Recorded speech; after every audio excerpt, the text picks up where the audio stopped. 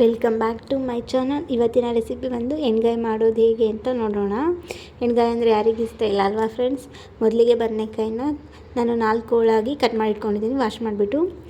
ಮತ್ತು ಈರುಳ್ಳಿ ಈ ಥರ ಚಿಕ್ಕ ಚಿಕ್ಕ ಪೀಸಾಗಿ ಕಟ್ ಮಾಡ್ಕೊಂಡಿದ್ದೀನಿ. ಆಮೇಲೆ ಬೆಳ್ಳುಳ್ಳಿ ಬೇಕು, ಮತ್ತು ಚಕ್ಕೆ, ಲವಂಗ, ಮೆಣಸು,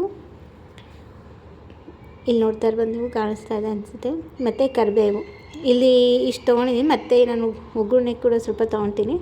ಟೊಮೊಟೊ 1 3-4 ಮತ್ತು ಒಣ ಕೊಬ್ಬರಿ ಇಟ್ಕೊಂಡಿದ್ದೀನಿ. ಫಸ್ಟ್ ಇವಾಗ ಒಣ ಕೊಬ್ಬರಿನ ಮಿಕ್ಸಿ ಮಾಡ್ಕೋಬೇಕು.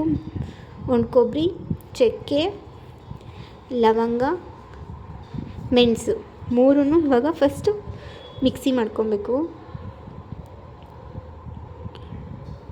ಸ್ವಲ್ಪ ನೀರು ಸೇರಿಸ್ಕೊಂಡು ಚೆನ್ನಾಗಿ ಇದನ್ನು ಮಿಕ್ಸಿ ಮಾಡಿಕೊಂಡ್ರೆ ಇನ್ನು ಮಿಕ್ಕಿದ್ದು ಮಸಾಲೆ ರುಬ್ಕೊಳ್ಳೋಕೆ ಈಸಿ ಆಗುತ್ತೆ ಫ್ರೆಂಡ್ಸ್. ಸ್ವಲ್ಪ ನೀರು ಹಾಕ್ಕೊಂಡು ಇವಾಗ ಮಿಕ್ಸಿ ಮಾಡ್ಕೊಳ್ಳೋಣ. ಮಿಕ್ಸಿ ಮಾಡ್ಕೊಂಡಿರೋದಾಗಿದೆ. ಮತ್ತು ಇವಾಗ ಈರುಳ್ಳಿ ಸೇರಿಸ್ಕೋಬೇಕು. ಈರುಳ್ಳಿ, ಟೊಮ್ಯಾಟೊ, ಬೆಳ್ಳುಳ್ಳಿ ಮತ್ತು ಸ್ವಲ್ಪ ಕರಿಬೇವು. ಇನ್ನೂ ಸ್ವಲ್ಪ ನಾನು ಒಗ್ಗರಣೆ ಎತ್ತಿಟ್ಕೊಂಡಿದ್ದೀನಿ, ನೀವು ನೋಡ್ತಾ ಇರ್ಬೋದು ಇಲ್ಲಿ. ಮತ್ತು ಇವಾಗ ಸ್ವಲ್ಪ ಜೀರಿಗೆ ಪೌಡರು, ನೀವು ಜೀರಿಗೆ ಕೂಡ ಹಾಕ್ಕೊಬೋದು. ನಾನಿಲ್ಲಿ ಪೌಡರ್ ಇರೋದ್ರಿಂದ ಪೌಡರೇ ಹಾಕ್ಕೊಂಡಿದ್ದೀನಿ. ಮತ್ತು ಖಾರದ ಪುಡಿ ನಾನಿಲ್ಲಿ ಒಂದು 2.5 ಸ್ಪೂನಷ್ಟು ಯೂಸ್ ಮಾಡ್ತಾಯಿದ್ದೀನಿ. ಅಂದರೆ ನಮ್ಮ ಮನೆಯಲ್ಲಿ ಸ್ವಲ್ಪ ಖಾರ ತಿಂತೀವಿ, ಇದು ಖಾರದ ಪುಡಿ ಖಾರ ಜಾಸ್ತಿ ಇಲ್ಲ, ಸೊ ನಾವಿಲ್ಲಿ 2.5 ಸ್ಪೂನಷ್ಟು ಯೂಸ್ ಮಾಡ್ತಾಯಿದ್ದೀವಿ.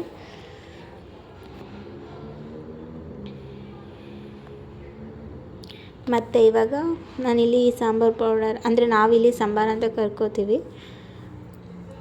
ಮಸಾಲ ಪೌಡರ್ನ ಹಾಕೋತಾ ಇದ್ದೀನಿ ನಾನಿಲ್ಲಿ. ಅಂದರೆ ನಾವೆಲ್ಲ ಆಲ್ಮೋಸ್ಟ್ ರೆಡಿ ಮಾಡಿ ಇಟ್ಕೊಂಡಿರ್ತೀವಿ ಫ್ರೆಂಡ್ಸ್.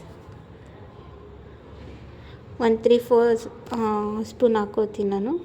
ನಮ್ಮನೆಗೆ ನಾವು ಮಾಡ್ಕೊಳ್ಳೋದಕ್ಕೆ ಒಂದು 4 ಸ್ಪೂನ್ ಬೇಕು, ನಾನು ತೋರಿಸಿರೋ ಕ್ವಾಂಟಿಟಿಗೆ. ಸೊ ನಾನು ಇಷ್ಟು ಹಾಕೋತಾ ಇದ್ದೀನಿ.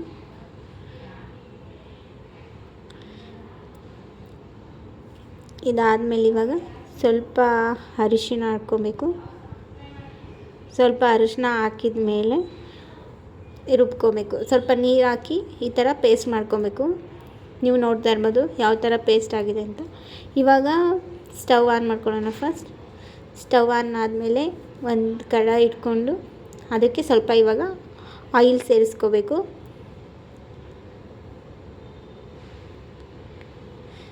ಬಾಣಲಿ ಬಿಸಿ ಆದಮೇಲೆ ಸ್ವಲ್ಪ ಆಯಿಲ್ ಸೇರಿಸ್ಕೊಬೇಕು.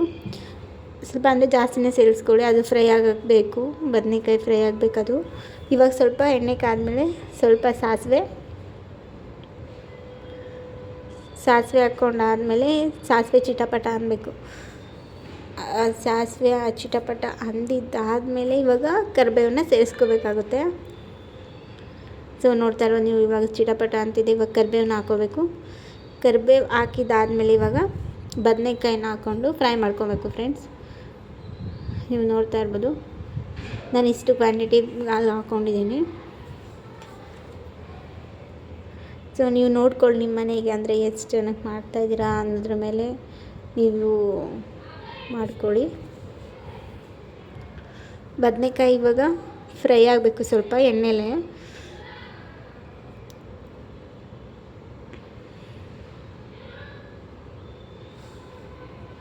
ನೋಡ್ತಾ ಇರ್ಬೋದು ನೀವು, ಇವಾಗ ಇಲ್ಲಿ ಫ್ರೈ ಆಗ್ತಿದೆ.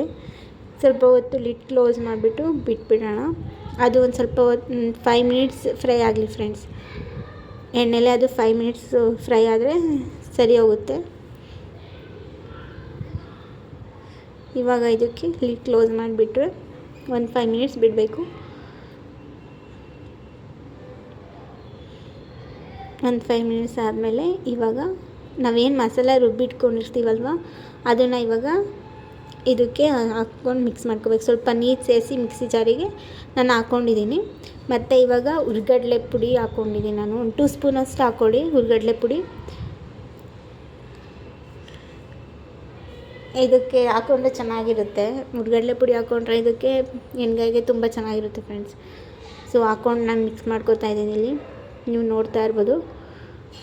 ಆಮೇಲೆ ಇವಾಗ ಉಪ್ಪು, ರುಚಿಗೆ ತಕ್ಕಷ್ಟು ಉಪ್ಪು ಹಾಕ್ಕೊಳ್ಳಿ, ನಿಮ್ಗೆ ಎಷ್ಟು ಬೇಕು ಅನ್ಸುತ್ತೆ.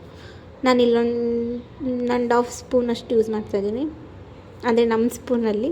ಸೊ ನೀವು ನೋಡಿಕೊಂಡು ನಿಮ್ಮ ರುಚಿಗೆ ಎಷ್ಟು ಬೇಕು ಅನಿಸುತ್ತೆ ಅಷ್ಟು ನೀವು ಸೇರಿಸ್ಕೋಬೋದು. ಈ ಕನ್ಸಿಸ್ಟೆನ್ಸಿಲಿದ್ದರೆ ಸಾಕು, ಮತ್ತು ತೆಳ್ಳಗಾಗೋದು ಬೇಡ, ಅದು ಆಮೇಲೆ ಸಾಂಬಾರು ಥರ ಆಗೋಗ್ಬಿಡುತ್ತೆ.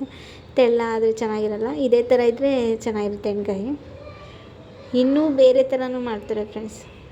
ಸೊ ನಾವು ಈ ಥರ ಮಾಡ್ತೀವಿ. ನಿಮ್ಗೆ ಯಾವ ಥರ ಬೇಕು ಅಂತ ಕಮೆಂಟ್ ಮಾಡಿರಿ, ಬೇಕು ಅಂದರೆ ಹೇಳ್ಕೊಡ್ತೀನಿ. ಇಷ್ಟೇ ಫ್ರೆಂಡ್ಸ್, ಇವಾಗ ಇದಾಗಿದೆ. ಸೊ ಇವಾಗ ಇನ್ಸ್ಟೆಂಟ್ ದೋಸೆ ಮಾಡೋದು ಹೇಗೆ ಅಂತ, ದೋಸೆ ಮತ್ತು ಇವಾಗ ಎಣ್ಗಾಯಿ. ಇವಾಗ ದೋಸೆ ಹೇಗೆ ಮಾಡೋದು ಅಂತ ನೋಡೋಣ. ಸೊ ದೋಸೆಗೆ ನಾನು ಇಲ್ಲಿ ಸ್ವಲ್ಪ ನೀರು ಮತ್ತು ಅಕ್ಕಿ ಹಿಟ್ಟು ಏನಿರುತ್ತೋ ಮನೇಲಿ ನಾನು ಅದನ್ನು ಹಾಕ್ಕೊಂಡಿದ್ದೀನಿ. ಓನ್ಲಿ ಅಕ್ಕಿ ಹಿಟ್ಟು ಅಷ್ಟೇ, ರೈಸ್ ಫ್ಲೋರ್ ಅಷ್ಟೇ ನಾನು ಸೇರಿಸ್ಕೊಂಡಿರೋದು. ಅಕ್ಕಿ ಹಿಟ್ಟು ನೀರು ಆ ಕನ್ಸಿಸ್ಟೆನ್ಸಿಯಲ್ಲಿ ಮಿಕ್ಸ್ ಮಾಡ್ಕೊಳ್ಬೇಕು. ಮತ್ತು ಸ್ವಲ್ಪ ಉಪ್ಪು, ಚೌಡ ಪುಡಿ, ಸೊ ಏನಿರುತ್ತೆ ಸೋಡಾ ಅದನ್ನು ನಾನು ಹಾಕ್ಕೊಂಡಿದ್ದೀನಿ. ಹಾಕ್ಕೊಂಡು ಇವಾಗ ಅವೆರಡೂ ಮಿಕ್ಸ್ ಮಾಡ್ಕೊಬೇಕು. ಚೂಡ ಪುಡಿ ಮತ್ತು ಸಾಲ್ಟ್ ಈ ಕನ್ಸಿಸ್ಟೆನ್ಸಿಲಿದ್ದರೆ ಸಾಕು friends. Rice flour, water, soda, next salt. ಮತ್ತು ಇವಾಗ ನಾನು ಸ್ಟವ್ ಆನ್ ಮಾಡಿಕೊಂಡು ಹೆಂಚಿಟ್ಟಿದ್ದೀನಿ ಕಾಯೋದಕ್ಕೆ. ಇವಾಗ ಹೆಂಚು ಕಾದಿದೆ. ಈ ಆಯಿಲ್ ಹಾಕ್ಕೊಂಡು ಸ್ವಲ್ಪ ದೋಸೆಗೆ ಮಾಡ್ಕೊಳ್ಳೋಣ. ಇವಾಗ ಹೆಂಚು ಮೇಲೆ ಹಾಕಿದ್ರೆ ಮುಗೀತು ದೋಸೆ.